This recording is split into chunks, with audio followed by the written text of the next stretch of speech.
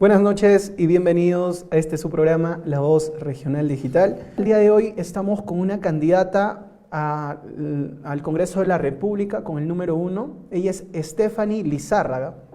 Entonces, quisiera por favor, señorita Stephanie Lizárraga, candidata por la región Junín, que se presente, las cámaras están presentes para usted, que se presente acerca de su carrera política, de su carrera personal, profesional, y de igual manera que nos brinde una breve reseña u opinión respecto a la participación del candidato George Forsyth ayer en el debate sobre políticas educativas. Bueno, buenas noches. Primero agradecerles por el espacio y por la apertura para poder conversar. Mi nombre es Stephanie Lizárraga, soy natural de la provincia de Jauja, soy egresada de la carrera de Economía de la Universidad San Ignacio de Loyola, con una mención en emprendimiento y en negocios internacionales. Desde muy pequeña he estado interesada en hacer política, trabajar para los sectores más vulnerables.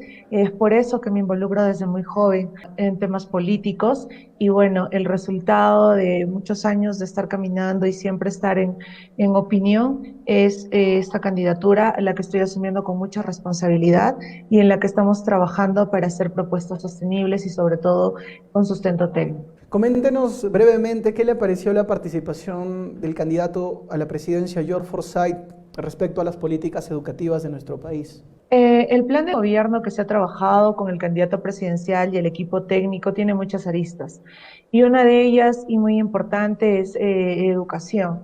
Entonces, en el debate ha sido una exposición breve de lo que se tiene dentro del plan de gobierno para un posible escenario que favorezca a Victoria Nacional en estas elecciones 2021. Así es que es un programa bastante amplio que toma bastante importancia a la educación para el trabajo, a una reforma integral que llegue a lo más alejado de nuestro Perú profundo. Dentro de las políticas educativas que él mencionó ayer, ¿cuáles fueron los principales pilares que proponen que realmente van a reformular todas las diversas ambivalencias que están existiendo hoy en día en nuestro sistema educativo y que se puede ver de forma muy drástica como la manera virtual que se están llevando, la falta de tecnologías en nuestro país? Entonces, dentro de la estrategia del candidato George Forsyth, desde su opinión, ¿sería viable todo lo que él mencionó el día de ayer en su conferencia acerca de políticas públicas al sector educativo? Con una reestructuración profunda y teniendo el marco legal adecuado, toda propuesta es viable en tanto se articule todo lo necesario para que estos puedan salir adelante, ¿no? El Ejecutivo tiene varios ministerios. Aquí es una propuesta que se tiene que trabajar directamente con el Ministerio de Educación, pero como le repito, hay que dar todo el marco legal para que esto pueda ser posible, ¿no? Es una propuesta que para poner en marcha, pues hay que trabajar en todo lo previo para llegar a final cumplir la meta, ¿no? Claro, el candidato George Forsyth habla sobre generar un nuevo ministerio llamado el Ministerio de Infraestructura. ¿Cuál sería la función específica de dicho ministerio, señorita candidata? El Ministerio de Infraestructura que él está mencionando, al igual que el Ministerio de Planeamiento, si se está hablando de esto es porque necesariamente no es suficiente lo que los ministerios tienen cargo en el tema de infraestructura, ¿no? Sabemos que hay muchísima carencia técnica dentro de esto y una prueba muy táctil de esto es que, por ejemplo, dentro del Ministerio de Educación, el PRONIET, en términos prácticos no funciona, ¿no? Tiene un cuello de botella muy grande y el nuevo ACITEC que ahora han implementado para que todo sea virtual también tiene serias deficiencias. Entonces, un Ministerio de Infraestructura que se encargue exclusivamente de trabajar proyectos para que lleguen a ser realidad, bueno, es lo que se está planteando y en buenas cuentas a donde se tendría que apuntar, ¿no? Porque oficialmente los ministerios tienen muchos cuellos de botella para lograr temas de infraestructura. ¿Podría explicarle un poco a la ciudadanía a qué se refiere con cuellos de botella, por favor? Burocracia. Cuando uno presenta un proyecto, o sea, las municipalidades o los gobiernos regionales presentan proyectos a los ministerios correspondientes, estos pasan por una previa evaluación. ¿no? Y generalmente, muchas y muchas veces, la capacidad técnica que están vertidas dentro de estos expedientes técnicos no son las adecuadas, y vienen las innumerables observaciones que hacen los ministerios a todo tipo de proyectos dentro de los expedientes técnicos. Y muchas veces se dilata tanto este proceso que no se puede llegar a tener colegios o saneamiento básico para que lleguen a los lugares que necesitan. Entonces, los cuellos de botella exactamente son estas revisiones que necesariamente son importantes, pero se necesita tener una mayor celeridad en esto para que los proyectos lleguen a ser una realidad. Coméntenos un poquito acerca de su experiencia política. Yo sé que eso le va a importar mucho a la población huancaína, a la población juninense, quienes nos escuchan.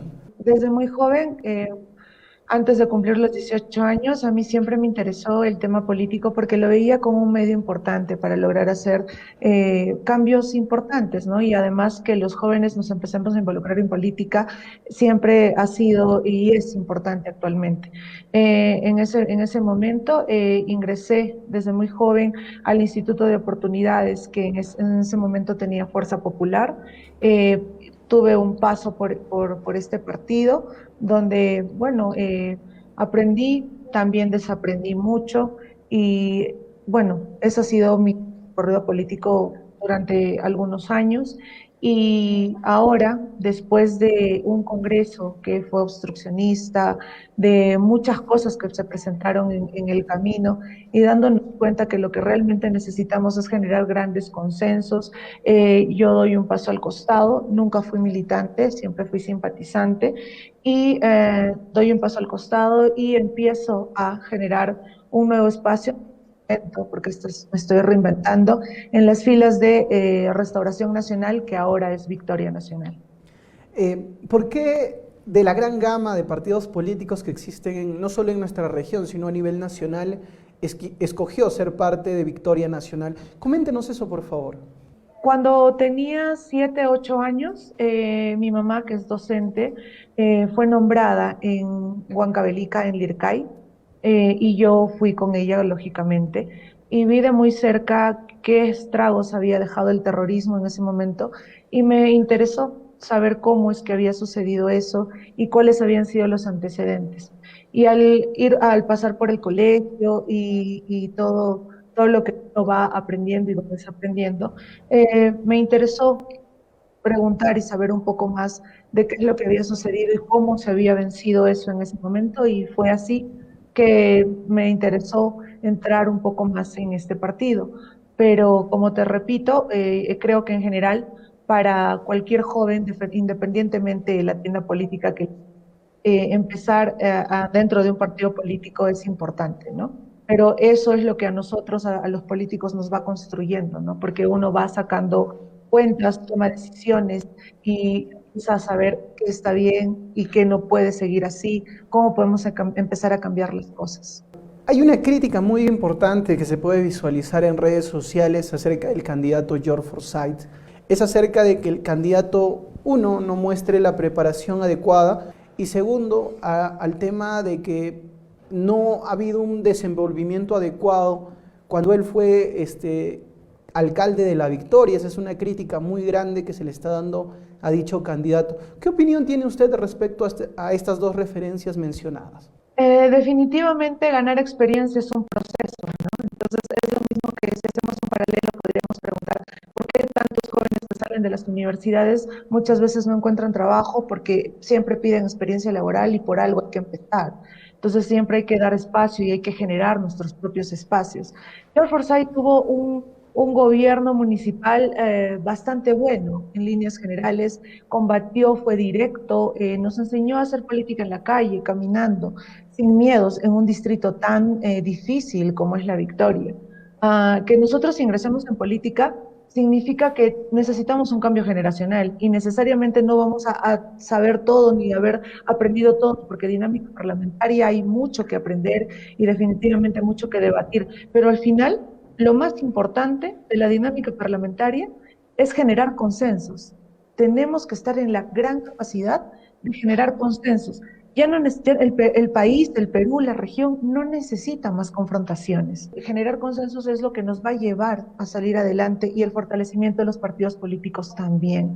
Entonces, trabajemos en la línea más importante, que es empezar a generar nuevos espacios, generar nuevos cuadros, que jóvenes se interesen en política, fortalecimiento de los partidos políticos y que los nuevos líderes que salgan tengan sobre todo la responsabilidad social y la madurez suficiente para saber cuáles son las limitaciones y seguir avanzando y seguir trabajando en todo lo que uno necesita seguir aprendiendo. Si nos vamos a la lógica que el que tiene más experiencia está aquí, entonces seguiríamos pensando de que todos los congresistas que han sido 10, 15 años, hasta 20 años parlamentarios, se deberían seguir quedando porque ya tienen mucha experiencia.